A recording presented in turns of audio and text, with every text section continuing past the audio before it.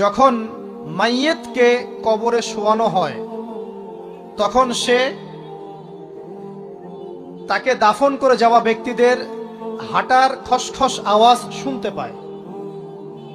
এরপরে তাকে যখন শুইয়ে দেওয়া হয়, সে যদি মুমিন ব্যক্তি হয় তাহলে তার মাথার দিকে তার সলাত এসে দাঁড়িয়ে যায়।